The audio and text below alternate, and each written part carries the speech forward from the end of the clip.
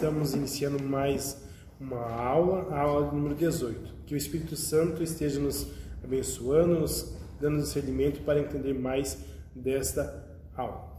A aula de hoje é a aula sobre o credo apostólico, terceira parte. O terceiro artigo fala da santificação da vida nova em que temos através do Espírito Santo e que nos leva à fé e nos transforma em nossos corações, nosso coração e mente. Creio no Espírito Santo. O que significam essas palavras? O que você poderia responder? Eu creio que ele me torna um santo?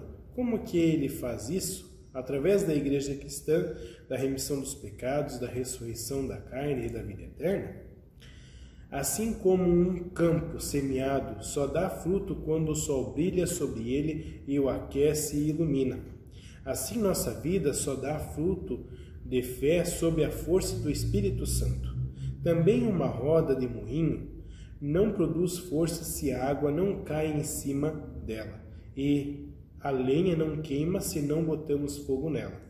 Assim a vida do cristão precisa da força que vem de fora dele para o motivar e impelir. Em Pentecostes, festa dos judeus, aconteceu o que Jesus havia prometido. Ele enviou o Espírito Santo, que trouxe fé, coragem e determinação aos discípulos em levar adiante a obra de Deus. Eles saíram da casa onde estavam escondidos e foram até a praça, e lá pregaram o Evangelho, sem medo e com convicção, acontecendo o milagre de eles falarem em línguas de estrangeiros que estavam em Jerusalém para a festa judaica do Pentecostes. Naquele dia, quase 3.000 pessoas ouviram o testemunho dos discípulos e se converteram. E o Espírito Santo os acompanhou, dando-lhes convicção e realizando milagres e sinais. E até hoje é o Espírito Santo quem leva a igreja. Por isso, um dos símbolos cristãos é o barco. Lembrando que, assim como o barco é levado pelo vento, a igreja é impulsionada pelo Espírito Santo de Deus. Uma palavra que não aparece no catecismo é a palavra justificação, mas o assunto aparece em cada página da Bíblia. No céu acontece um julgamento, onde Deus é o juiz, o promotor, e o nosso acusador, o diabo, e o acusado é o ser humano. A acusação está correta. Somos pecadores e pecamos todos os dias. Como testemunha aparece a nossa própria consciência. A culpa é grande e o castigo é eterno. A lei é de Moisés e a sentença já está pronta. É aí que vem o Cordeiro de Deus, nosso sumo sacerdote, nosso advogado, que fala a favor do pobre condenado, na força do seu espírito, sofrimento e morte, e pelos méritos da sua vitória. Que advogado! No santuário brada uma voz dizendo: o escrito de dívida está cancelado. Colossenses capítulo 2, versículo 14.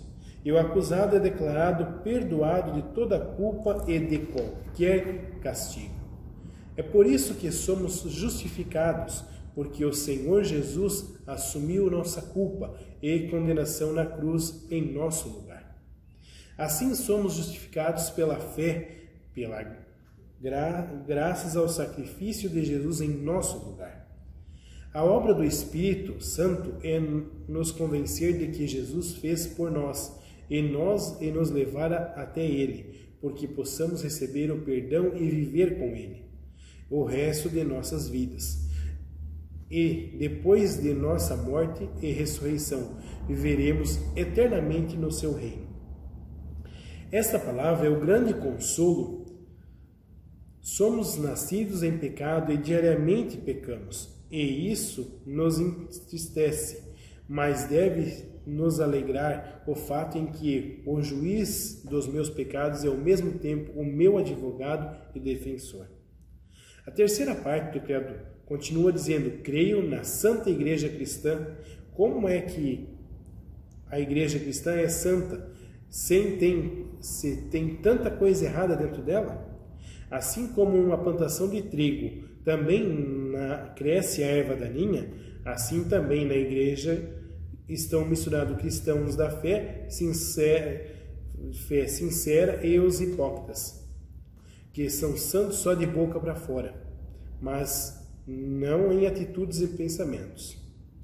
Mas a igreja continua sendo chamada de santa, assim como a plantação de trigo continua sendo plantação de trigo. Por isso Lutero diz: creio numa igreja cristã. Creio numa santa igreja cristã, porque esta sempre vai estar misturado com heresias, escândalos, perseguições e fraquezas. A igreja cristã confessa junto com o seu Senhor: bem-aventurado é aquele que não achar em mim motivo de tropeço. Mateus capítulo 11, versículo 6. Hoje se ouve a queixa das igrejas, muitas doutrinas humanas e heresias. Infelizmente isso é verdade. Principalmente em igrejas onde se busca favores de Deus trocados por dinheiro e sacrifícios. Nós estamos no tempo no qual Jesus diz em Mateus capítulo 24, versículo 24, surgirão falsos cristos e falsos profetas. E para que o apóstolo Paulo já chama a atenção em 2 Timóteo capítulo 4, versículo 3, haverá tempo em que não suportarão a sã doutrina. Pelo contrário, cercarão-se de mestres segundo as suas próprias cobiças, como que se sentindo coceira nos ouvidos, entregando-se às fábulas. Outros se queixam e dizem: perdemos toda a alegria quando vemos como há igreja apostasia e mundanismo. Isso é verdade, pelo menos para alguns. Quem quer viajar e não vai deixar de fazê-lo por motivo daquele que ao lado erram o caminho. Os que querem manter a sua vida não vão deixar de comer e beber, pelo fato de haver outros que abusam da comida e da bebida, havendo até quem se destrua pela embriaguez. Nenhum doente vai deixar de consultar um médico ou de tomar remédios só porque muitos charlatões e remédios impróprios para o uso. A terceira parte do credo continua dizendo: creio na comunhão dos santos. Sob santos, nós, os evangélicos, entendemos não as pessoas que já morreram, mas os santos ainda vivos. Não apenas os santos na glória dos céus, mas os chamados para ser de santos. Romanos capítulo 1, versículo 7. Isto é, pessoas que estão sendo transformadas de escravos do pecado em libertos pela graça de Deus. Não nós é dado saber como está a fé dos outros. Não está escrito na testa dos outros se eles fazem ou não parte dos chamados para sermos santos. Isso nós só podemos saber uma única pessoa, de nós mesmos. Vejamos alguns indícios que nós podemos ajudar a ver se somos santos ou não. Por isso dizemos: creio na remissão dos pecados.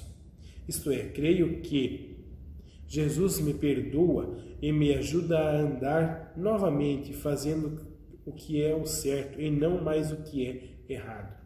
Lemos em Romanos capítulo 5, versículo 20, onde abundou o pecado, superabundou a graça.